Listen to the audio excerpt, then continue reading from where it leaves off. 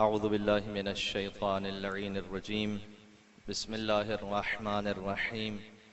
لا حول ولا قوة إلا بالله العلي العظيم. حسبنا الله ونعم الوكيل، نعم المولى ونعم النصير، وبه نستعين وهو خير معين، والعاقبة للمتقين، والجنة للموحدين، والنار للعاصين. والصلاة والسلام على أشرف الأنبياء والمرسلين، سيدنا ونبينا وشفيع ذنوبنا وطبيب نفوسنا ومولانا ومولى الثقلين، جد الحسن والحسين أبي القاسم محمد.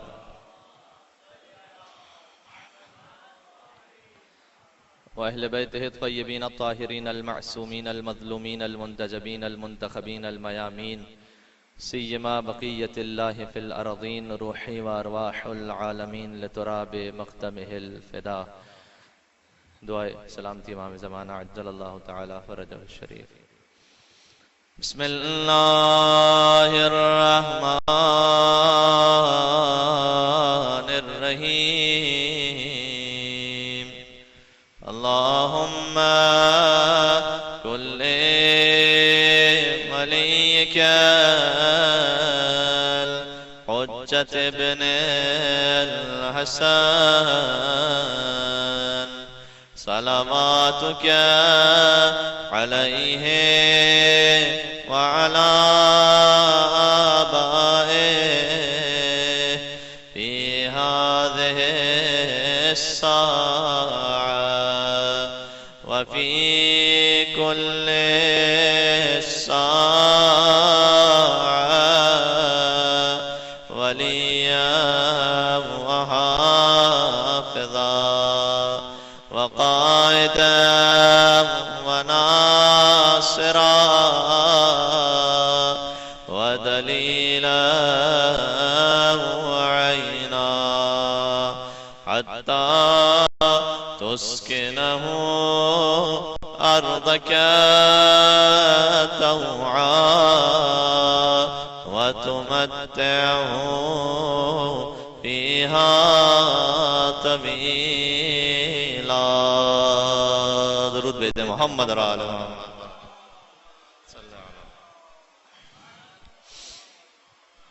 اما بعد فقد قال الله الحكيم في كتابه المجيد. بسم الله الرحمن الرحيم. قل إن كنتم تحبون الله فاتبعوني يحببكم الله. وقال قل يا عبادي الذين أسرفوا على أنفسهم لا تقنطوا من رحمة الله. وقال توبوا إلى الله توبة نصوحا. درود بید محمد اور آل محمد پر. اللہم صلی علی.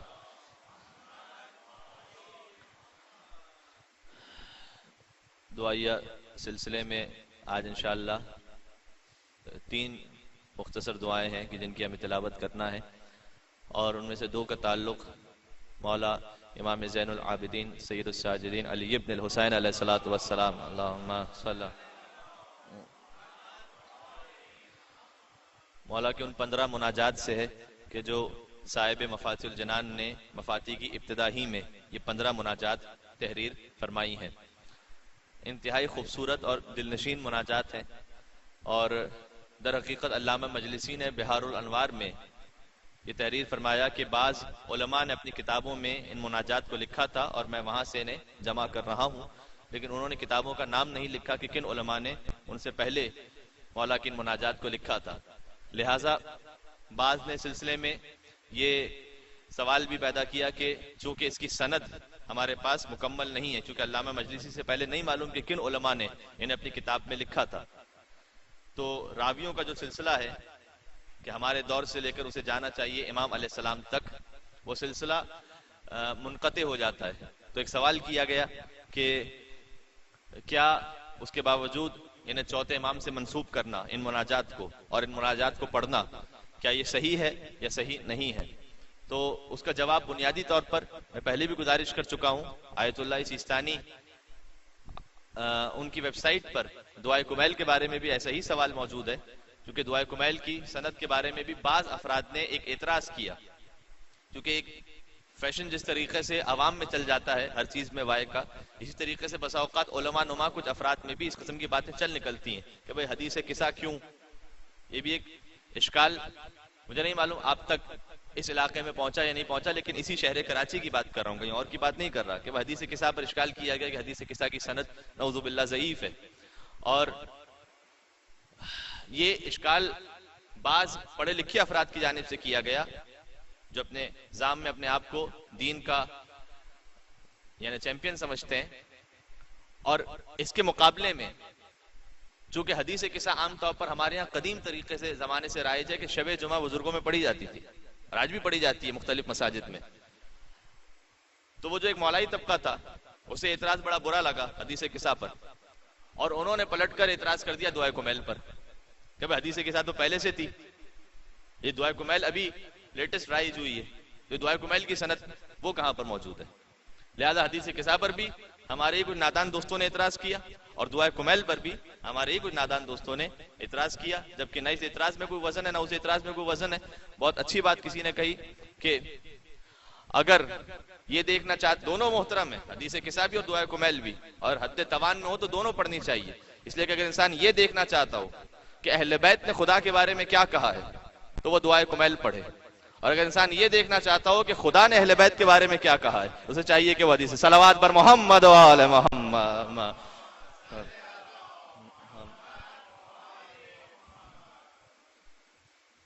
تو حتیٰ آیت اللہ سیستانی سے زیارت عاشورہ کے بارے میں بھی اور زیارت اربعین کے بارے میں بھی سوال نہیں معلوم کہ لوگوں کو باقی چیزوں پہ فرصت شاید مل چکی ہے تو لہذا ان کا دماغ ان چیزوں میں چل رہا ہے کہ جناب یہ مستند ہے یا نہیں. تو زیارت عاشورہ اور زیارت اربعین کے بارے میں تو انہوں نے سند کا ذکر ہی نہیں کیا. آیت اللہ سیستانی نے سند کا ذکر کیے بغیر ایک جملہ کہا اس قسم کی نانسنس باتوں پر توجہ دینے کی ضرورت ہی نہیں ہے، اپنے آپ کو اس پہ نہ لگائیں. اور دعائے کمیل کے بارے میں جب سوال کیا گیا کہ اچھا اس کی سند، تو انہوں نے کلی قانون بیان فرمایا، اور یہ قانون ایسا ہے کہ جو ہر دعا ہر زیارت میں صاحبان علم وہ سمجھ سکتے ہیں اس قانون کو، اور انشاءاللہ میں منتقل کرنے کی آپ تک کوشش کرتا ہوں. بسا اوقات ایک چیز کی سند وہ ہمارے پاس چین کہیں بریک ہو رہی ہوتی ہے، لیکن اس حدیث کا جملہ اس کی فصاحت و بلاغت وہ پکار کر یہ اعلان کر رہا ہوتا ہے یہ جملہ کہ یہ سوائے حجت اللہ کے اور سوائے امام معصوم کے کسی اور کی زبانی جاری ہو ہی نہیں سکتا تھا. اس کو ہم کہتے ہیں کہ اس کی حدیث اتنی زیادہ معتبر ہے اور اس میں اتنا زیادہ وزن ہے کہ اس میں جو سند میں کچھ کمی رہ گئی تھی اس سند کو پورا کر دیا. اس لیے کہ اب کتنے ہی واقعات ایسے ہیں، یہ جو ہم قرآن کریم میں آخر میں آتا ہے نا واللہ غفور الرحیم، اور کہیں آتا ہے واللہ علیم الحکیم، اور کہیں آتا ہے وہو العزیز الحکیم.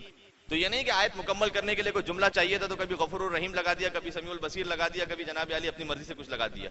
ایک چیز اس میں انتہائی کیلکولیٹڈ ہے، جو صاحبان علم ہے وہ سمجھ سکتے ہیں کہ یہاں پر اگر سمیع البصیر کے بجائے کچھ اور ہوتا تو اس کا کیا فرق پڑ جاتا، کیا اس کا نتیجہ نکل جاتا.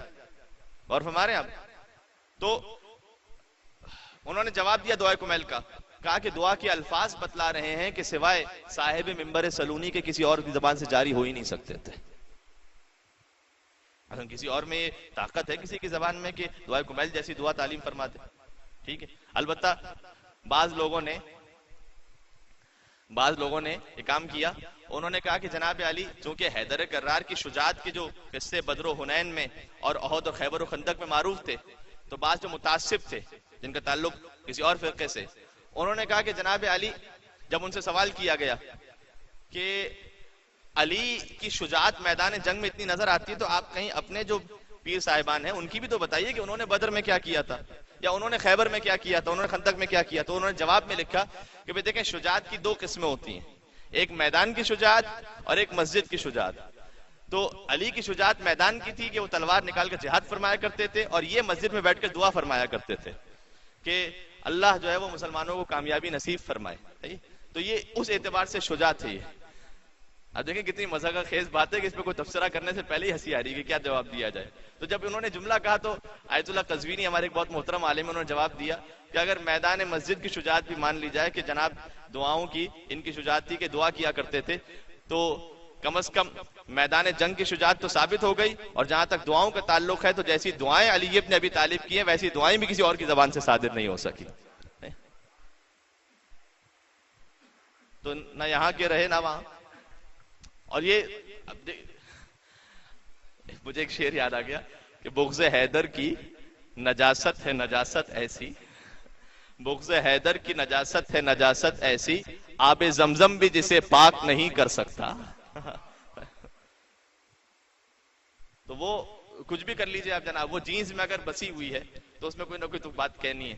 لہذا اب یہاں پر ہم اپنے آج کے موضوع پر اگر آئیں تو چونکہ اس کی سند میں یہ تعلق ہم اپنے زمانے سے لے کر چوتھے امام تک ایک کے بعد ایک راویوں کا نام ہم نہیں لے سکتے کہ کن راویوں کے ذریعے ہم تک پہنچی ہے، لیکن دعا کے الفاظ ابھی آپ انشاءاللہ ملاحظہ فرمائیں گے، میں کچھ انشاءاللہ ترجمہ پیش کرنے کی کوشش کروں گا تو سمجھ میں آ سکے گا کہ واقعاً امام الکلام کلام الامام ہوا کرتا ہے کہ امام علیہ السلام کا کلام وہ بالکل نور کی طرح واضح اور روشن ہے۔ 15 مناجات ہیں، 15، ان میں سے 2 آج ہم پڑھیں گے انشاءاللہ، ایک توبہ کرنے والوں کی مناجات اور ایک اللہ سے محبت رکھنے والوں کی مناجات۔ اس کے علاوہ اور بھی مناجات ہیں، مثال کے طور پر اللہ کی عبادت کرنے والوں کی مناجات، مثال کے طور پر زاہدوں کی جو ترک دنیا کرتے ہیں ان کی مناجات، وہ جب اللہ سے مناجات کریں تو کیسے بات کریں، مناجات کا مطلب ہوتا ہے اللہ سے بات کرنا، تو وہ کیسے بات کریں۔ شاکین کی مناجات یعنی اپنی بے بسی کا شکوہ کرنے والوں کی مناجات اللہ کی بارگاہ میں۔ اس طرح سے مریدین کی مناجات یعنی اللہ کا ارادہ کرنے والوں کی مناجات۔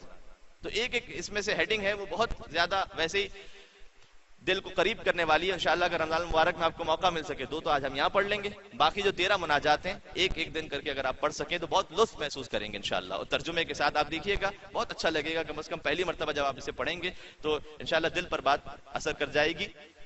خدا سے قریب ہونے کے لیے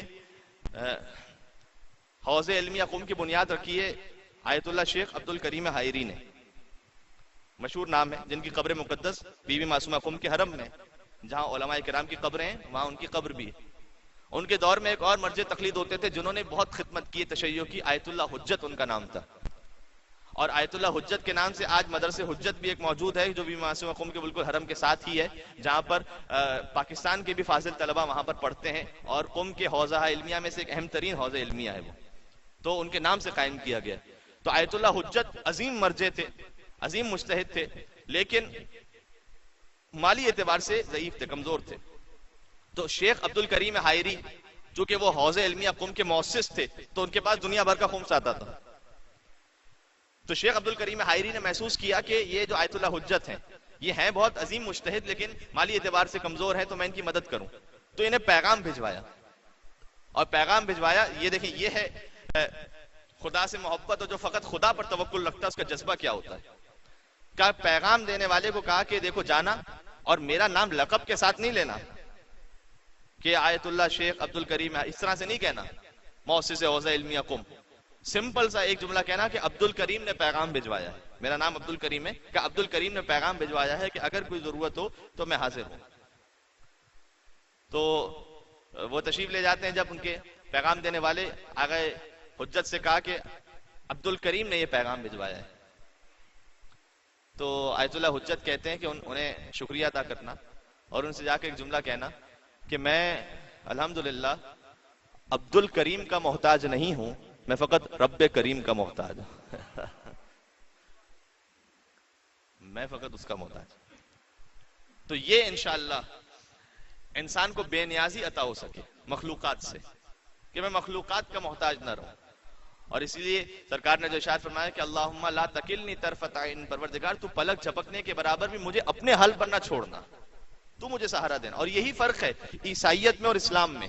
اسلام اور عیسائیت جو ہے وہ اللہ کو کیا مانتی ہے؟ اب، الف بے اب یعنی باپ، اللہ کو نعوذ باللہ باپ اور عیسیٰ کو بیٹا، عربی زبان میں باپ کو کہتے ہیں اب۔ اسلام باپ کو اب نہیں مانتا، اسلام باپ کو رب مانتا۔ اسلام اللہ کو اب نہیں مانتا، اسلام اللہ کو رب مانتا ہے۔ کیا فرق ہے اب میں اور رب میں؟ کیا فرق ہے؟ ہم نے کیا کہا؟ الحمدللہ رب العالمین، رب ہے پروردگار۔ فرق کیا ہے؟ فرق یہ ہے کہ اب باپ وہ سبب خلقت تو ہے لیکن سبب بقائے وجود نہیں ہے۔ غور فرمائیے گا، کتنے ہی ایسے ہوتے ہیں کہ جو بچے پیدا ہوتے ہیں باپ مر گیا، تو باپ کے مرنے کی وجہ سے بیٹا نہیں مر جاتا۔ کو سرکار ختمی مرتبہ شکم مادر میں تھے تو باپ کا انتقال ہو گیا تھا، تو باپ وجود میں لانے کا ذریعہ ہے لیکن باپ بقا کا ذریعہ نہیں ہے. غور فرمائیے گا. تو عیسیٰ علیہ السلام کے ماننے والوں نے جو خطا کی اور کوتاہی کی وہ یہ کی کہ پروردگار کو کہا کہ اب جیسے یہ ممبر ہے انہوں نے بالکل پروردگار عالم کو اس ممبر کے بنانے والے کی طرح سمجھا. مثال دے رہا ہوں کہ جو ممبر کا بنانے والا ہے اب اس کا اس ممبر سے کوئی تعلق نہیں, بنا لیا, اس کے بعد اگر وہ نہ بھی رہے تب بھی یہ ممبر باقی رہے گا. اور فرما رہے ہیں آپ. لیکن رب کا مطلب یہ ہوتا ہے کہ فقط خلق کرنے والا نہیں بلکہ لمحہ بلمحہ فیض عطا کرنے والا. تو ہم نے پروردگار کو فقط اب نہیں مانا کہ جس نے خلق کر دیا, ہم نے اسے رب مانا کہ جس نے خلق بھی کیا اور لمحہ بلمحہ اپنا فیض ہمیں عطا بھی فرمایا. کہ اگر اس کا ایک لمحے کے لیے بھی فیض منقطع ہو جائے تو بالکل اس بجلی کی مثال کے جیسے یہ ایک لمحے کے لیے بھی منقطع ہو جائے کہ جو کہ ہوتی نہیں ہے, ایک لمحے کے لیے سلسلہ لمبا چلتا ہے, لیکن اگر ایک لمحے کے لیے منقطع ہو جائے تو وہ ایک لمحے کا اثر بھی ہوگا اس پر. اس لیے کہ جو نور آ رہا ہے وہ لمحہ بلمحہ جب تک اسے وہ روشنی کا فیض ملتا رہے گا تو یہ روشنی دیتا رہے گا, اور جہاں وہ فیض بند ہو جائے گا تو اس کی روشنی بھی اسی لمحے بند ہو جائے گی. اور پروردگار عالم تو اس کی تو کوئی مثال نہیں ہے, میں نے سمجھانے کے لیے مثال دی, ورنہ پروردگار کی تو جو شان کریمی ہے وہ تو یہ کہ خلقت میں آنے سے پہلے بھی اور دنیا میں جانے کے بعد بھی اس کا مسلسل فیض اور کرم جاری ہے. اسی لیے معصومین علیہ الصلوۃ والسلام جب اپنے آپ کو رب کی بارگاہ میں تصور کرتے تھے تو لوگ جو سوال کرتے ہیں نا کہ جب انہوں نے کوئی گناہ نہیں کیا تو معافی کیوں مانگی, تو اس کا جواب بھی یہی ہے کہ وہ اپنے رب کی عظمت کو اتنا بلند محسوس فرماتے تھے کہ کسی خطا اور کسی غلطی کے بغیر بھی اس کے سامنے اپنے گناہوں کا اقرار کیا کرتے تھے اور اپنے آپ کو سر بسجود کر دیا کرتے تھے. جتنی جتنی عظمت بڑھتی جائے گی انسان کو اپنی حقارت زیادہ محسوس ہوتی چلی جائے گی. چونکہ ہم اللہ کی عظمت سے واقف نہیں لہذا کرتے ہیں. اور اس بنیاد پر چوتھے امام کی مناجات میں ایک جملہ فقط گزارش کر دوں. امام غزالی جو بہت متعصب ہیں, امام غزالی میں اگر سخت اس لفظ استعمال کروں تو اس شقی نے یزید جیسے کے بارے میں بھی لکھا کہ اسے لعنت کرنا جائز نہیں ہے. امام غزالی نے یہ لکھا ہے, لیکن امام غزالی ہی اپنی کتاب میں لکھتے ہیں کہ ایک شخص خانہ خدا میں داخل ہوا, اور اسے تفسیر نمونہ میں آیت اللہ ناصر مکارم شیرازی نے بھی کوٹ کیا ہے. کہا ایک شخص داخل ہوا خانہ خدا میں, رات کا وقت تھا, بالکل تنہائی اور تاریکی. کہتا ہے کہ کوئی موجود نہیں تھا, میں نے دیکھا فقط ایک جوان جو خانہ کعبہ کا پردہ پکڑ کر اور پردے سے لپٹ کر اس طرح سے گڑگڑا رہا ہے اور رو رہا ہے کہ فقط اس کے رونے نے مجھے مضطرب بنا دیا. اور میں اس کے قریب پہنچا اور سننا چاہتا تھا کہ جوان کیا کہہ رہا ہے. تو اس کی آواز دل نشین میرے کانوں میں آنا شروع ہوئی تو نوجوان پکڑ کر خدا کو فریاد کر کے کہہ رہا تھا کہ الہی و سیدی و مولایا و ربی, اے میرے اللہ, اے میرے سردار, اے میرے مولا, اے میرے رب.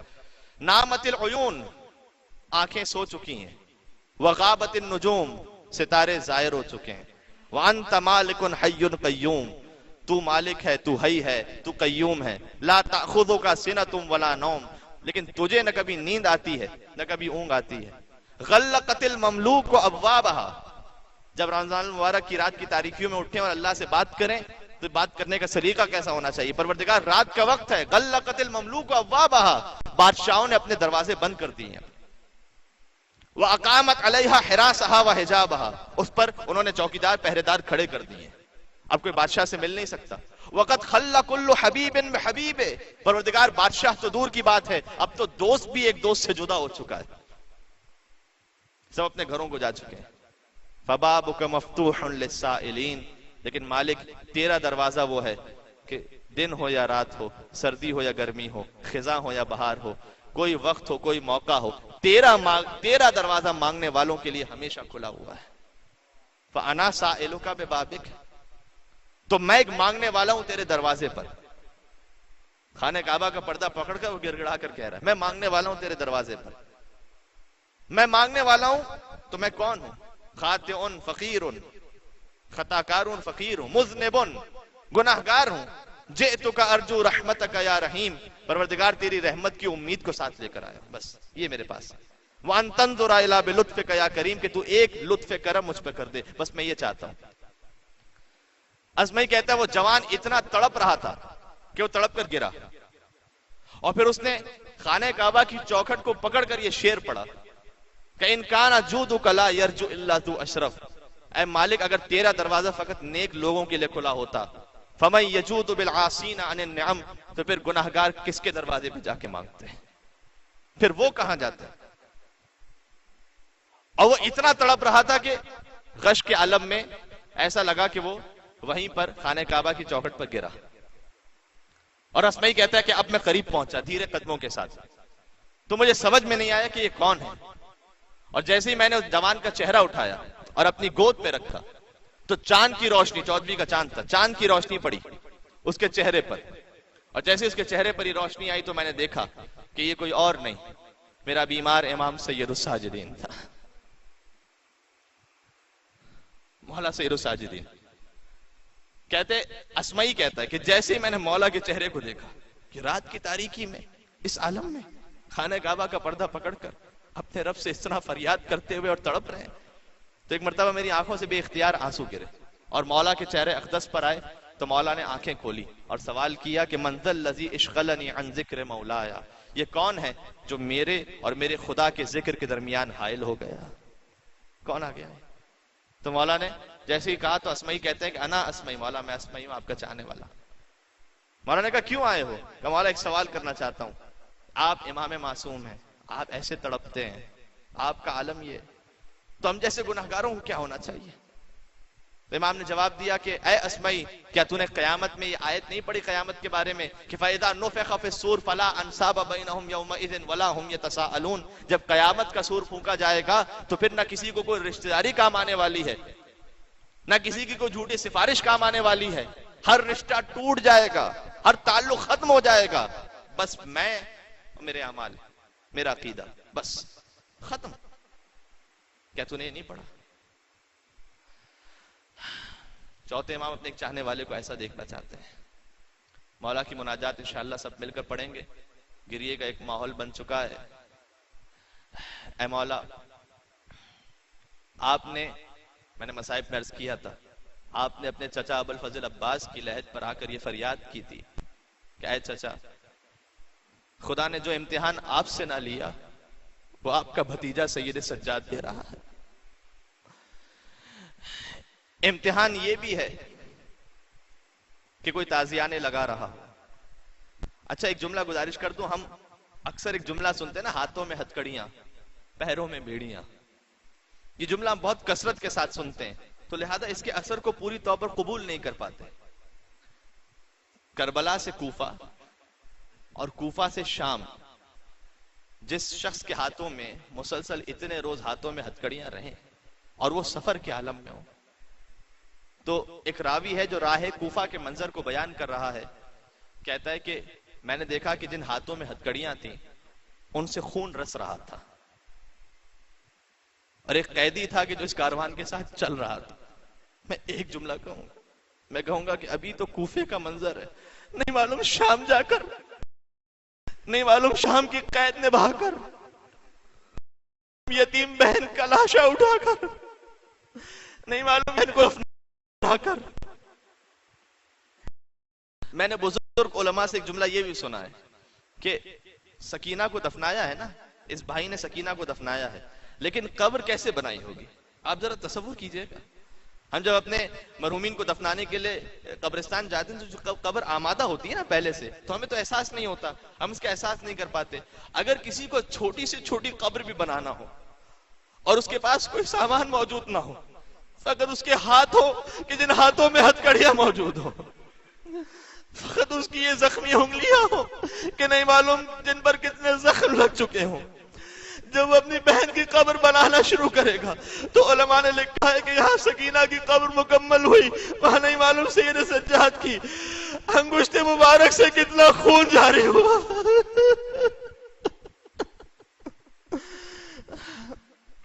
اور جب سکینہ کو لحد میں اتارا ہے تو لحد میں اتارتے ہوئے بھی 2 ہاتھ برآمد ہوئے اور کہا بیٹا سید سجاد میری امانت مجھے واپس لوٹا دے، میری سکینہ مجھے واپس.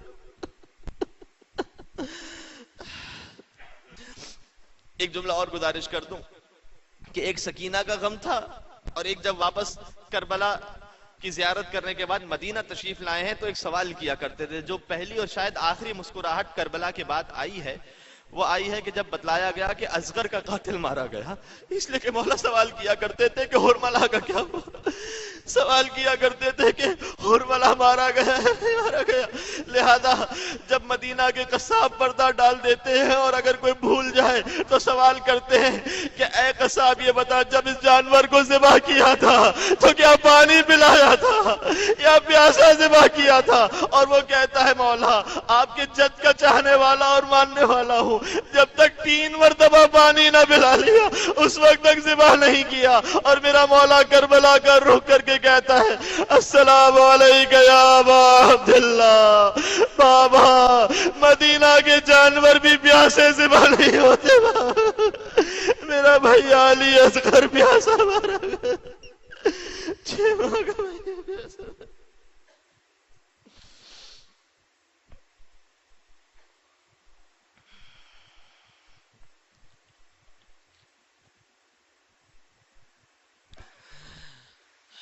توبہ کرنے والوں کی مناجات سب مل کر انشاءاللہ اسے پہلے ساتھ ساتھ پڑھتے ہیں، اور اس کے پہلے جملے ہی کا ترجمہ یہ ہے کہ الہی اے میرے رب، اے میرے مالک، میرے گناہوں نے مجھے ذلت کا لباس پہنا دیا ہے، میں ذلیل ہو کر تیری بارگاہ میں آ رہا ہوں، اور پروردگار میں ان گناہوں کی وجہ سے اتنا دور ہو چکا ہوں کہ گویا مسکین بن کر تیری بارگاہ میں آ رہا ہوں، اب میں تیری بارگاہ سے قریب نہیں رہا، اور پروردگار ان گناہوں کی وجہ سے میرا دل مر چکا ہے، میرے گناہ بہت ہو چکے ہیں، تو میں اس دل کو توبہ کے ذریعے سے زندہ کرنا چاہتا ہوں۔ یہ جو مردہ دل ہے یہ جب توبہ ہوگی انشاءاللہ تو دل زندہ ہو جائے گا۔ یہ ساتھ ساتھ دعا کو پڑھتے ہیں کہ انشاءاللہ ہم سب کے گناہ معاف ہو سکیں۔ رمضان المبارک کا بہترین مہینہ ہے۔ بسم اللہ الرحمن الرحیم۔ الہی البستنی الخطایا ثوب مذلتی وجللنی التباعد منك لباس مسكنتي وأمات قلبي عظيم جنايتي فأحيه بتوبة منك يا أملي وبغيتي وسؤلي ومنيتي يا میری امید اے وہ کہ جس سے میں سوال کرتا ہوں فَبِعِزَّتِكَ مَا أَجِدُ لِذُنُوبِي سِوَاكَ غَافِرًا، تیری عزت کی قسم میں تیرے سوا کسی کو اپنے گناہوں کا بخشنے والا نہیں پاتا۔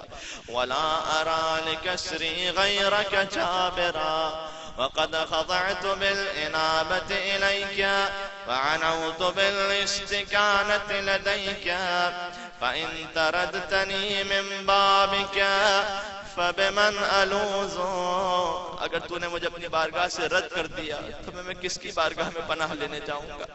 وَإِن رَدَدْتَنِي عَنْ جَنَابِكَ فَبِمَنْ أَعُوذُ، اور اگر تو نے مجھے اپنی جناب سے رد کر دیا تو میں کس کے پاس معافی کے لے جاؤں گا۔ فَمَا صَفَاهُ مِنْ خَجْلَتِي وَافْتِضَاحِي وَمَا لَهْفَاءُ مِنْ سُوءِ عَمَلِي وَاجْتِرَاحِي أسألك يا غافر الذنب الكبير يا جابر العظم الكثير أن تهب لي موبقات الجرائر وتستر علي فاضحات السرائر ولا تخلني في مشهد القيامة من برد عفوك وغفرك ولا تعرني من جميل سفحك وسترك إلهي ظلل على ذنوبي غمام رحمتك، پروردگار میرے گناہوں پر اپنی رحمت کے پردے کو ڈال دے۔ وَأَرْسِلْ عَلَىٰ عُيُوبِي سَحَابَ رَأْفَتِكَ إِلَٰهِي هَلْ يَرْجِعُ الْعَبْدُ الْآبِقُ إِلَّا إِلَىٰ مَوْلَاهُ أَمْ هَلْ يُجِيرُهُ مِنْ سَخَطِهِ أَحَدٌ سِوَاهُ إِلَٰهِي إِنْ كَانَ النَّدَمُ عَلَى الذَّنبِ توبة فإني وعزتك من النادمين وإن كان الاستغفار من الخطيئة حطا فإني لك من المستغفرين لك العتبى حتى ترضى إلهي بقدرتك علي تب علي وبحلمك عني اعف عني وبعلمك بي ارفق بي إلهي أنت الذي فتحت لعبادك بابا إلى عفوك سميته التوبة فقلت أتوب إلى الله توبة نصوحا فما عذر من أغفل دخول الباب بعد فتحه. بہت خوبصورت جملہ ہے. پروردگار تو ہی وہ ہے جس نے اپنے بندوں کے لیے ایک دروازہ کھلا رکھا ہے جسے توبہ کا نام دیا ہے اور اپنے بندوں سے کہا ہے کہ میری بارگاہ میں توبہ کرتے ہوئے آ جاؤ. تو بس مالک تیرا وہ بندہ کہ جو دروازہ کھلا ہونے کے باوجود نہ آ سکے پھر وہ کتنا بڑا گناہگار ہوگا. الہی ان کان قبح الذنب من عبدک فلیحسن العفو من عندک. مالک اگر گناہوں سے ہے تو بخش دینے کی اچھائی تیری جانب سے ہے. الہی ما انا باول من عصاک اور میں تیرا پہلا بندہ جس نے گناہ کیے ہوں تو پہلے ہی اپنے بندوں کو بخشتا رہا ہے. فتمت علی المعروف فجدت علیہ یا مجیب المضطر یا کاشف الضر یا عظیم البر یا علیما بما فی السر یا جمیل الستر استشفعت بجودک وکرمک الیک وتوسلت بجنابک وترحمک لديك فاستجب دعائي ولا تخيب فيك رجائي وتقبل توبتي وكفر خطيئتي بمنك ورحمتك يا أرحم الراحمين. صلى الله. اللہ سے محبت کرنے والوں کی مناجات کے انشاءاللہ ہم سب کے دل میں یہ محبت واقعی پیدا ہو سکے کہ پہلا ہی جملہ دل ہلا دینے کے لیے کافی ہے کہ الہی من ذا الذی ذاق حلاوت محبتک فرام منک بدلا. کون ہے مالک ایسا کہ جیسے ایک مرتبہ تیری محبت کا مزہ آ جائے پھر تیرے در کو چھوڑ کر کہیں اور چلا جائے, جیسے تیری محبت کا ایک مرتبہ لطف آ جائے. بہت مشہور جو جملہ ہے کہ جب زلیخا کا ازدواج ہوا حضرت یوسف علیہ السلام سے, اور حضرت یوسف جاتے ہیں اور زلیخا نماز میں مصروف تھی تو سوال کیا کہ جب تک ہمارا ملنا حرام تھا تو آپ میں ملنے کی بہت تڑپ تھی, اور جب ملنا حلال ہو گیا, اب ہمارا ازدواج ہو گیا تو آپ اللہ کی عبادت میں مصروف ہیں, آپ نمازوں میں مصروف ہیں, آپ عبادت میں مصروف ہیں. تو زلیخا نے پلٹ کر جواب دیا تھا کہ یا نبی اللہ, کل تک فقط آپ کے حسن کو دیکھا تھا, آج اس کے حسن کو دیکھ لیا ہے کہ جس نے آپ کو حسن عطا کیا ہے. جسے ایک مرتبہ تیری محبت کا مزہ آ جائے پھر تیرے در کو چھوڑ کر کہاں جا سکتا ہے. استاد شہید مطہری نے کہا تھا کہ ترک لذت میں وہ لذت ہے کہ جو دنیا کی کسی لذت میں نہیں ہے. ایک حرام ہے اس میں ایک لذت ہے, لذت تو ہے نا غیر الحرام میں, لیکن اس لذت کو ترک کرتے, اس لذت کو ترک کرنے کے بعد جو اللہ کی محبت کی لذت ہے وہ دنیا کے کسی حرام میں نہیں ہے, وہ دنیا کی کسی چیز میں نہیں. لہذا انشاءاللہ ہم سب اپنے رب سے قریب ہو سکے کہ آگے اس میں یہ جملہ بھی ہے کہ پروردگار, جب ہم دعا کریں کہ پروردگار مجھے اپنی محبت بھی عطا فرما, جن سے تو محبت ان کی محبت بھی عطا فرما, اور جس عمل سے تو راضی ہے اس محبت بھی مجھے عطا فرما. کہ جب میں بہت سے لوگ علامہ طباطبائی کہتے ہیں کہ علامہ صاحب ہم قرآن پڑھتے ہیں تو قرآن کا اثر نہیں ہو پاتا, سوال اثر نہیں ہو پاتا جو حدیثوں میں آیا ہے, جو روایتوں میں, کیوں ایسا ہوتا ہے؟ دوائی نے جواب دیا کہ ہم قرآن تو پڑھتے ہیں لیکن قرآن کو محبت کے ساتھ نہیں پڑھتے ہیں. تو جو عمل محبت کے ساتھ ہوگا اس کا اثر ظاہر ہوگا.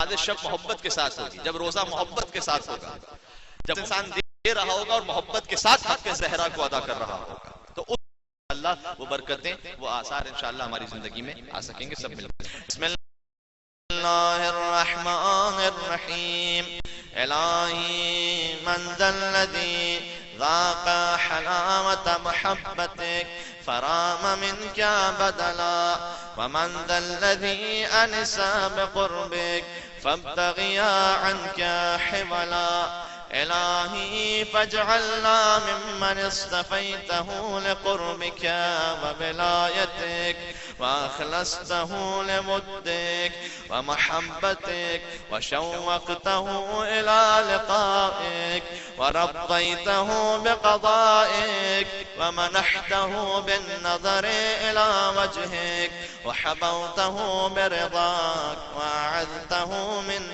حجرك وقلاك وبوأته مقعد الصدق في جوارك وخصصته بمعرفتك وأهلته لعبادتك وهيمت قلبه لإرادتك واجتبيته لمشاهدتك وأخليت وجهه لك وفرغت فؤاده لحبك ورغبته فيما عندك وألهمته ذكرك وأوزعته شكرك وشغلته بطاعتك وصيرته من صالح بريتك واخترته لمناجاتك وقطعت عنه كل شيء يخدعه عنك.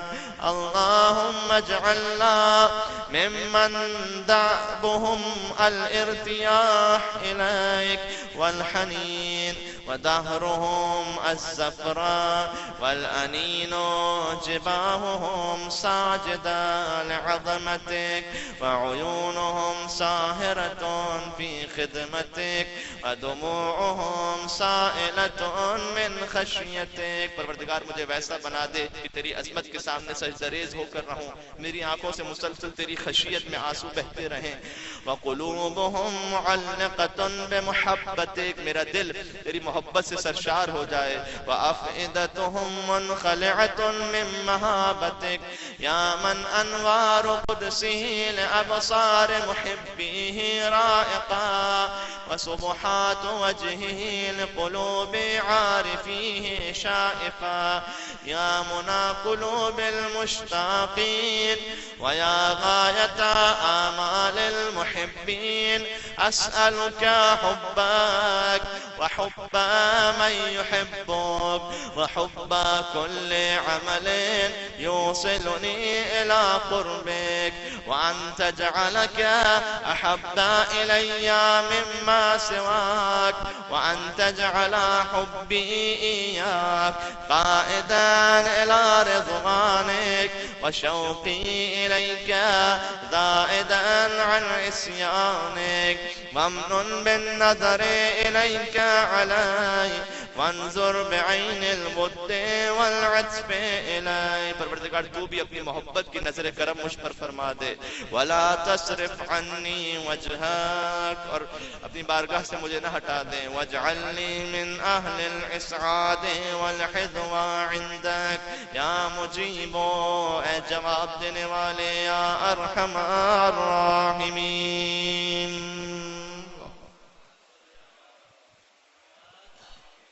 الحمدللہ یہ دونوں مناجات مکمل ہوئی. اب معروف دعائے توسل آپ میرا ساتھ ذرا ہمت کے ساتھ دیتے چلے جائیے گا.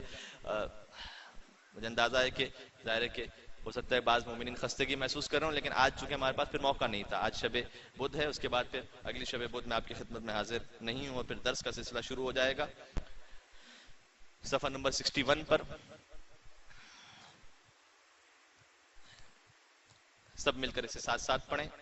درمیان میں ہم ایک مرتبہ یا وجیہن عند اللہ اشفع لنا عند اللہ انشاءاللہ پڑھیں گے، جس کا ترجمہ یہ ہے کہ یا وجیہن عند اللہ، اے وہ کہ جو خدا کی بارگاہ میں آبرو رکھتے ہیں. اشفع لنا عند اللہ، آپ اللہ کی بارگاہ میں ہماری شفاعت کر دیجئے. اب چاہے آپ کی دنیا کی حاجت ہو، چاہے آخرت کی حاجت ہو، چاہے کسی کی مشکل ہو، چاہے کسی کی اولاد کی مشکل ہو، چاہے کسی کی رزق کی مشکل ہو، صحت کی مشکل ہو، انشاءاللہ اہل بیت شفاعت فرمائیں گے اور سب کے صدقے میں سب کی دعائیں قبول ہو سکیں انشاءاللہ. بسم اللہ الرحمن الرحیم.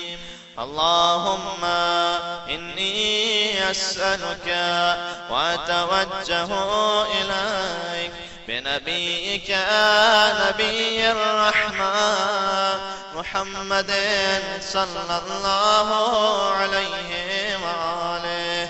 يا أبا القاسم يا رسول الله يا إمام الرحمة يا سيدنا ومولانا إنا توجهنا واستشفعنا وتوسلنا بك إلى الله وقدمناك بين يدي حاجاتنا يا وجيها عند الله.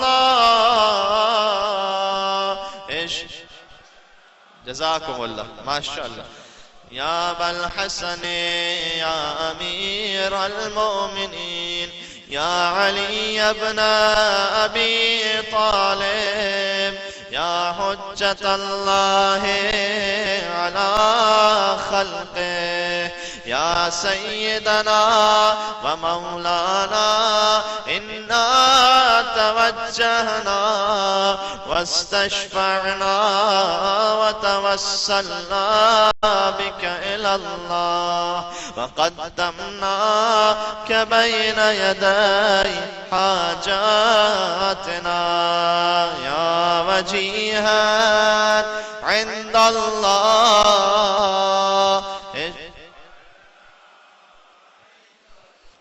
يا فاطمة الزهراء يا بنت محمد يا قرة عين الرسول يا سيدتنا ومولاتنا إنا توجهنا واستشفعنا وتوسلنا بك إلى الله وقدمناك بين يدي حاجاتنا يا وجيهة عند الله اشفعي.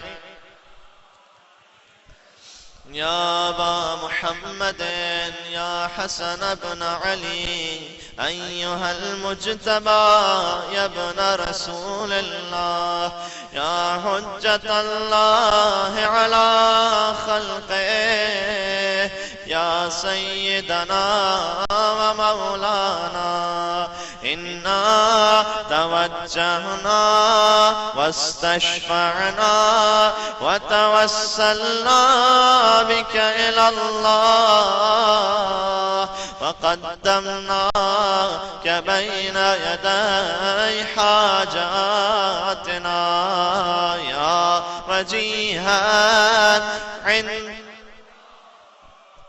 اشفع. مدینہ کی زیارت عطا ہو سکے انشاءاللہ. یا ابا عبداللہ یا حسین بن علی ایہا الشہید یا ابن رسول اللہ یا حجت اللہ علی خلقه يا سيدنا ومولانا إنا توجهنا واستشفعنا وتوسلنا بك إلى الله وقدمناك بين يدي حاجاتنا يا وجيها عند الله.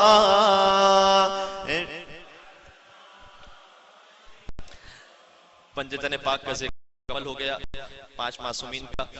میں ایک ہستی کا یہاں پر ذکر انشاءاللہ. 5 معصومین جس ہستی کے راضی ہیں, زمانے کے امام جس ہستی کے راضی ہیں, وہ جو المومنین کے فرزند ہیں, وہ کہ جو فاطمہ زہرا کے فرزند نہیں ہے لیکن فاطمہ نے جسے اپنا بیٹا کہہ کر مخاطب کیا. وہ کہ جب مولا حسین کا ایک زائر مسلسل مولا کے حرم میں تھا تو بیوی نے خواب میں آ کر کہا کہ تو میرے فرزند نہیں کرتا. اس نے کہا کہ بیوی میں تو کربلا کا رہنے والا ہوں، آپ کے فرزند کے حرم میں جاتا ہوں، وہاں جا کرتا ہوں. بیوی نے کہا کہ تو میرے حسین حرم میں تو جاتا ہے، لیکن یہ بتا کہ کیا عباس میرا بیٹا نہیں، کیا عباس میرا فرزند نہیں ہے؟ تو عباس کی زیارت وہ کہ جیسے فاطمہ زہرا نے اپنا بیٹا کہا، وہ کہ جو حسین کے دل کی ڈھارس ہے کہ جب اب شہید ہو گئے تو مختل کا جملہ یہ ہے کہ بان علی وجہ الحسین، حسین کے چہرے پر شکستگی امام معصوم. شہید ثالث نے اپنی کتاب میں لکھا ہے کچھ موقع کہ جہاں حسین اپنے آپ پر گریہ کیا. دیکھیں ساری کائنات حسین پر روتی ہے نا، آسمان کی مخلوقات بھی، اور حدیث میں آیا ہے سمندر کی مچھلی علی پر گریہ کرتے ہیں، لیکن کچھ موقع کربلا میں ایسے کہ حسین نے اپنے آپ پر گریہ کہ مولا اتنے مظلوم ہو چکے تھے کہ اپنے آپ پر رو رہے تھے. موقع کہ جب یتیم حسن قاصد لینے کے لیے تشریف لائے تھے، دونوں چچا اور بھتیجے اتنا روئے فغشی علیہما، دونوں پر غشی طاری ہو گئے، دونوں اور کربلا میں پانی نہیں تھا، زینب کبریٰ کے آنسو بہے، دونوں ہوش میں آتے. ایک موقع وہ اپنے کڑیل جوان علی اکبر سے ودا ہو رہے تھے، اس کو کیا. اب مجھے اس پوری روایت میں نہیں جانا، لیکن ایک نقطہ یہاں پر آپ نے لکھا ہے اور مختل کا جملہ ہے، یہ کہا کہ جب بھی حسین اپنے آپ پر بھی روتے تھے نا تو وہ آہستہ روتے تھے، دشمن کے سامنے نہیں روتے تھے، اس لیے کہ اگر دشمن کے سامنے گریہ کریں تو دشمن کی ہمت بن جائے گی، اس کا حوصلہ اور بڑھ جائے گا. لہذا جب بھی روتے تھے تو چھپ کر روتے تھے، دشمن کے سامنے ضبط کر لیا کرتے تھے. لیکن ایک موقع ایسا ہے کہ جہاں مقتل میں ملتا ہے فَبَكَأَ بُكَاءً عَالِيًا، بلند آواز سے چیخ مار کر رونا شروع کیا. اور یہ وہ موقع تھا کہ جب فرات کے کنارے ابوالفضل عباس زمین کربلا تو راوی کہتا ہے حسین نے دشمن کے سامنے بلند آواز سے رونا شروع کیا اور عباس کو دیکھ کر کہا عباس تو چلا گیا، اب جو آنکھیں سویا کرتی تھی وہ جاگا کریں گی، جو آنکھیں جاگا کرتی تھی وہ سویا کریں گی. اور عباس جو زمین پر تشریف بھی لائے ہیں تو مولا عباس کا ایک محبت کرنے والا ذاکر مولا کے مصائب وہ بھی پڑھا کرتا تھا، لیکن مولا نے خواب میں آ کر کہا تو میرے سارے مصائب پڑھتا ہے، سب سے بڑی مصیبت کیوں نہیں پڑھتا؟ تو سب سے بڑی مصیبت پڑھا کر اس نے کہا مولا میں تو آپ کی رخصت بھی پڑھتا ہوں، شہادت بھی پڑھتا ہوں، کون سی مصیبت ہے جو سب سے بڑی ہے؟ مولا نے کہا جب بھی کوئی شہید گھوڑے سے گرتا تھا تو ہاتھوں کو بڑھا کے زمین کا سہارا لیتا تھا، میں جب ذوالجلال سے زمین پر آیا عباس کے بازو میں ایک جملہ کہوں گا آپ سب کی جانب سے مولا دستے ادب جوڑ کر میری جان آپ پر قربان، میرے ماں باپ آپ پر قربان. مولا یہ سچ ہے جیسے آپ زمین کربلا پر گرے ویسے کوئی شہید زمین پر نہیں گرا، لیکن مولا 11 محرم کو اسی میدان کربلا میں زینب اونٹ سے ایسے گری جیسے عباس قدیمی مومن ہے، سمجھ گئے. میں کیا گزارش کرنا چاہتا ہوں، کوئی چھوٹا بچہ مجھ سے سوال کر لے اے ذاکر عباس کے تو بازو قلم ہو چکے تھے، زینب کے تو بازو سلامت تھے، پھر تم نے کیسے کہا کہ زینب اونٹ سے ویسے گری جیسے عباس گھوڑے سے گرے؟ میں اسے اپنا جواب نہیں دوں گا، میں امام زمانہ کا جملہ پڑھوں گا. میرے امام زمانہ کہتے ہیں کہ میرا سلام میری اس بھوبی زینب پر کہ جس کے دونوں ہاتھ گردن سے زینب بندے ہاتھوں کے ساتھ منہ کے بل زمین کربلا پر گئی.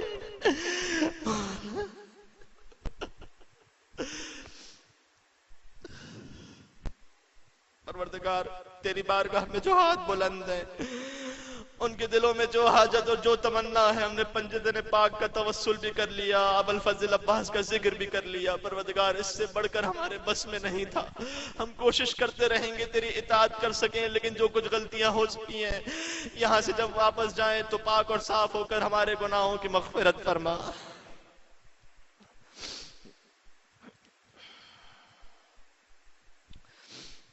يا أبا الحسن يا علي بن الحسين يا زين العابدين يا ابن رسول الله يا حجة الله على خلقه يا سيدنا ومولانا إنا توجهنا واستشفعنا وتوسلنا بك إلى الله وقدمناك بين يدي حاجاتنا يا وجيها عند بیماروں کی شفا یابی کے لیے انشاءاللہ. يا أبا جعفر يا محمد بن علي أيها الباقر يا ابن رسول الله يا حجة الله على خلقه يا سيدنا ومولانا إنا توجهنا واستشفعنا وتوسلنا بك إلى الله وقدمناك بين يدي حاجاتنا يا وجيها عند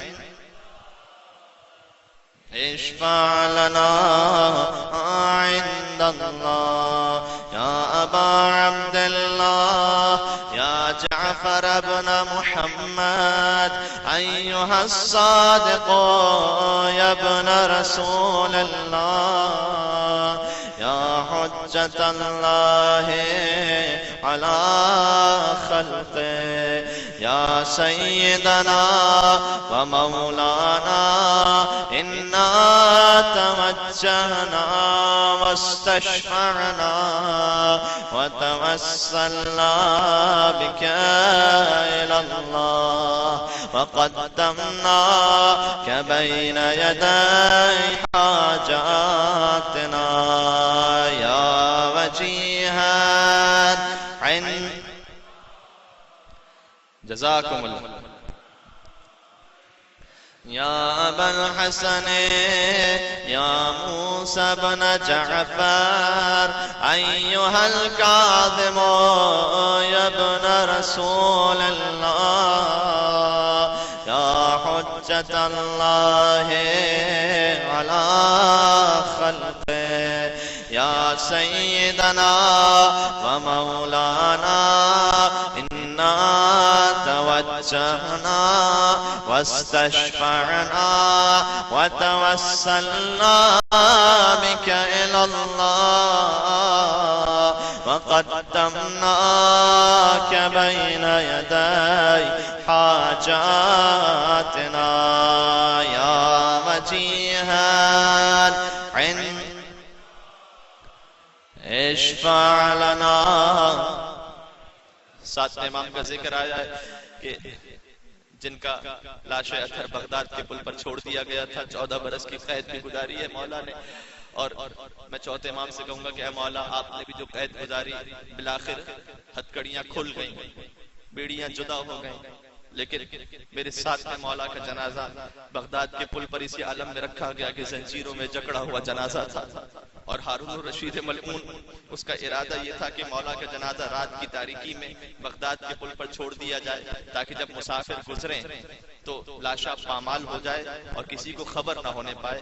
لیکن رات کی تاریکی میں دونوں طرف قطاریں بننا شروع ہو گئیں بغداد کے پل پر، اور جب لاکھ کوشش کی گئی تو جانوروں نے آگے بڑھنے سے انکار کر دیا، یہ اعلان کرتے ہوئے کہ اے انسان تو ان کی عظمت سے واقف نہیں ہے لیکن ہم جانتے ہیں کہ یہ کون ہے. اور جب قطاریں بن گئیں تو لوگ اترتے ہیں اور دیکھتے ہیں کہ ایک لاشا رکھا ہوا ہے، ایک سید کا لاشا ہے، ایک مظلوم کا لاشا ہے، ایک بے گور و کفن کا لاشا ہے، زنجیروں میں جکڑا ہوا لاشا ہے. اور ہارون جس نعوذ باللہ ذلت کے ساتھ چاہتا تھا کہ لاشا ختم ہو جائے، لیکن مولا کی لاشیں کو پروردگار نے یہ شان اور اعجاز عطا فرمایا کہ پورے بغداد میں اعلان ہو گیا اور پوری شان و شوکت کے ساتھ مولا کا جنازہ چلتا ہے اور دفن کیا جاتا ہے. میں کہوں گا کہ اے مولا آپ نے قید ضرور بڑھائی مصائب ضرور برداشت کیے، لیکن لاشے کو پامالی سے بچا لیا گیا، لاشے کو پامالی سے بچا لیا۔ کربلا میں ایک لاشا تھا کہ جب شہداء کے لاشیں موجود تھے تو عمر سعد نے آ کر کہا کہ اب لاشوں کو پامال کیا جائے گا، تو حبیب ابن مظاہر قبیلہ آگے بڑھا، کہتا ہے کہ دیکھ ہم نے تیرے کہنے اپنے آقا سے جنگ کی تھی، اب ہم حبیب کا لاشا پامال نہیں ہونے دیں گے، حبیب کا لاشا لے کر جاؤ۔ حبیب کا لاشا چلا گیا، مسلم ابن اوسط چلا گیا، ہور کا لاشا بھی لوگ لے کر چلے گئے، یہاں تک کہ ایک ایک شہید کا گیا، اپنے اپنے شہداء کو لے جاتا گیا۔ اکبر کا لاشا اٹھانے والے موجود تھے، لیکن ایک لاشا درمیان میں باقی رہ گیا، اسے اٹھانے والا کوئی موجود نہیں تھا۔ ایک لاشا ہے، ایک بہن نے اس منظر کو دیکھا کہ طرف کے گھوڑے بائیں طرف کے گھوڑے دائیں طرف، مدینے کا رخ کر کے کہا السلام علیکم۔ نانا اپنے سینے پر حسین بلانے والے، نانا آج تیرا حسین بہت بابال ہو گیا ہے، حسین کا لاشا کوئی نہ اٹھا سکا، لاشا پامال۔ آٹھویں امام مولا کی انشاءاللہ زیارت کی دعا کے ساتھ کہ آپ تشریف لے جا سکیں اور مولا کی بہن کے پاس اس قم میں کہ جہاں آیت اللہ بہجت نے کہا کہ کچھ ہیں کہ جو مشہد میں بھی قبول نہیں ہوتی، قم آ کر اللہ رضا کی بہن کا یہ احترام ہے کہ اس بہن کی شہادت کی خبر سنی تھی لیکن بھائی کے لاشے کو نہیں دیکھا تھا، فقط وہ ایک مظلوم بہن کربلا کی ہے جس نے بھائی کے لاشے ہوتے ہوئے دیکھا تھا۔ تو انشاءاللہ ان کے توسل کرتے ہیں آٹھویں امام کا نام سب مل کر میرے ساتھ ساتھ یا بالحسن یا علی ابن موسیٰ ایہا الرضا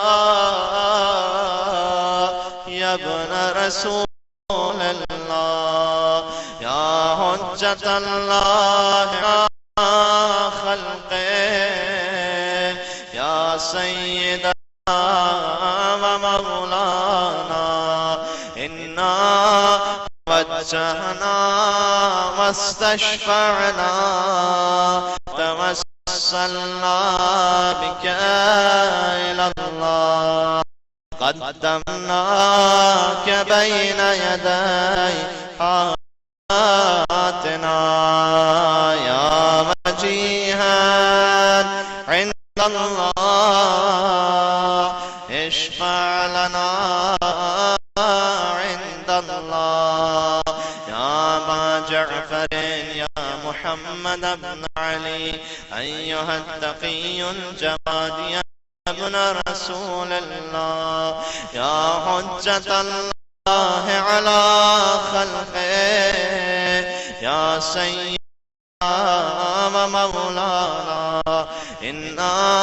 توجهنا واستشفعنا وتوسلنا بك إلى الله وقدمناك بين يدي حاجاتنا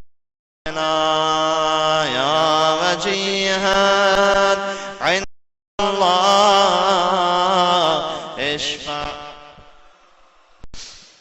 يا أبا الحسن يا علي بن محمد أيها الهادي النقي يا رسول الله يا حجة الله على خلقه يا سيدنا ومولانا إنا توجهنا واستشفعنا وتوسلنا بك إلى الله وقدمناك بين يدي حاجاتنا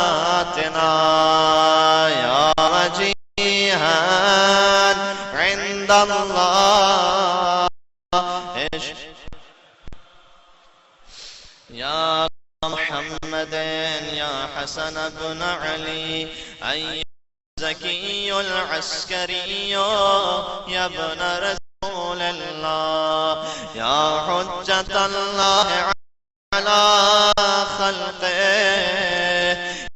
سيدنا ومولانا إنا توجهنا واستشفعنا وتوسلنا بك إلى الله فقدمناك بين يدي حاجاتنا يا وجيها عند الله اشفع لنا عند الله. ایک لمحے کے لیے بیٹھ جائیے. میں فاتحہ پڑھوا دوں, اس کے بعد ہم زمانے کے امام کے نام پر ایک ساتھ کھڑے ہوں پڑھیں گے انشاءاللہ.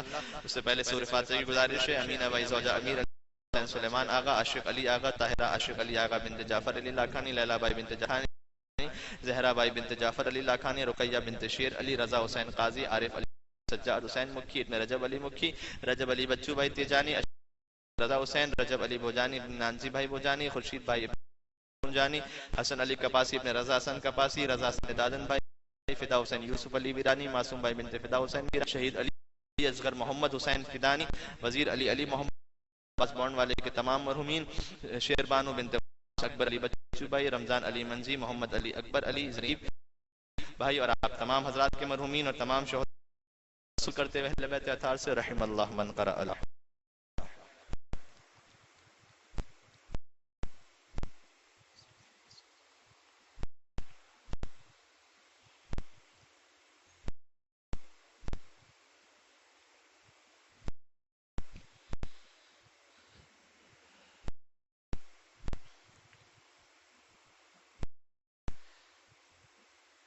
ایک دعا سید کی بھی گزاری ہے مصباح باقر کے لیے کہ انشاءاللہ انہیں پروردگار اور جو ہمیں سب کو شفاء کاملہ پروردگار نصیب فرمائے. اس اعلان انشاءاللہ کل چونکہ اب شب 13, شب 14, شب 15 یہ 3 شبیں ہمارے پاس باقی رہ گئی ہیں, تو 3 مسلسل ایک دعا جس کی خاص تاکید ہے دعائے مجیر ایام 20 میں, کہ جس کے بارے میں حدیث میں آیا کہ وہ شخص کے جس کے گناہ بارش کے قطروں کے برابر ہی کیوں نہ ہو اور ریت کے ذروں کے برابر ہی کیوں نہ ہو, اسے چاہیے کہ ان ایام 13, 14 اور 15 میں دعائے مجیر پڑھے تو انشاءاللہ پروردگار ان بارش کے قطروں کے برابر جو اس کے گناہ ہوں گے اسے بھی معاف فرمائے گا انشاءاللہ. تو کل مختصر دعا ہے تو ہم دعائے مجیر پڑھیں گے, اور ساتھ ہی ساتھ روزانہ ایک دعا کل کے لیے صحیفہ سجادیہ سے ایک دعا ہے. جب چوتھے امام یاد کیا کرتے تھے اپنی, تو موت کو یاد کرتے وقت جو دعا پڑھا کرتے تھے وہ انشاءاللہ پڑھیں گے, اور ساتھ ساتھ انشاءاللہ دعائے مجیر بھی پڑھیں گے. شب جمعہ کے بارے میں کسی نے کہ دعائے کمیل پھر سے ہوگی یا نہیں, ایک دفعہ ہم پڑھ چکے ہیں. دعائے کمیل آپ لائیے گا یا بعد میں پڑھ لیجیے گا. اس دن ہم دعائے مجیر اور زیارت عاشورہ پڑھیں گے. اللہ کے مولا حسین علیہ السلام کی زیارت شب جمعہ انشاءاللہ ہو سکے. سب قبلہ رخ امام زمان علیہ السلام کے توسل کے لیے.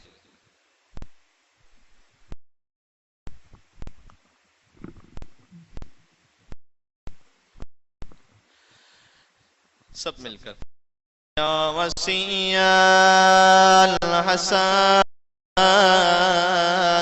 والخلفاء الحجة أيها القائل منتظر المهدي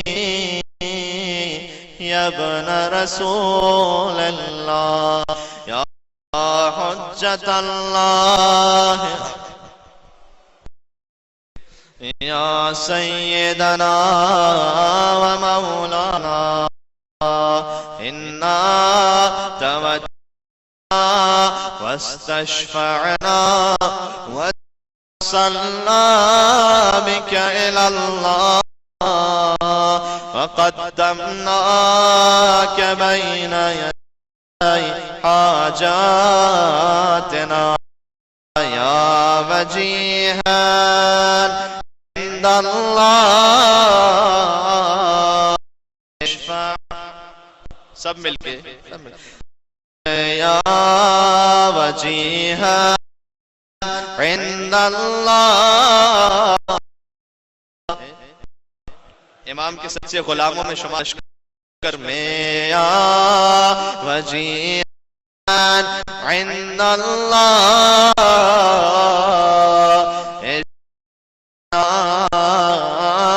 عند اللہ. جو آپ کے اپنی اپنی حاجات ہوں طلب کیجئے گا پروردگار کی بات.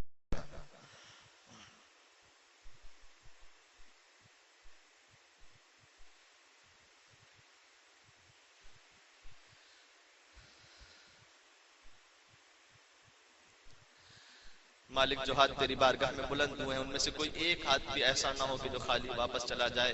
جس نے اپنا دامن تیری بارگاہ میں پھیلایا ہے بتفضل امام زمانہ، جن کے صدقے میں زمین و آسمان اپنے مقام پر قائم ہے، جن کے صدقے میں ہم کھا رہے ہیں، جن کے صدقے میں جی رہے ہیں، جن کی یاد میں ہماری زندگی بسر ہو رہی ہے، اور تڑپ رہے ہیں کہ مولا جب وہ لشکر ترتیب دیں کہ فاطمہ زہرا سے انتقام لیا جائے، زہرا کا دروازہ چلانے والوں سے انتقام لیا جائے، زخمی علی اصغر کے کلیجے کے معصوم گلے کا اور علی معصوم کلیجے کا انتقام لیا جائے، عباس کے کٹے ہوئے بازوؤں کا انتقام لیا جائے. لشکر میں شامل ہونے کی ہم سب کو توفیق نصیب فرما. متوجہ زیارت.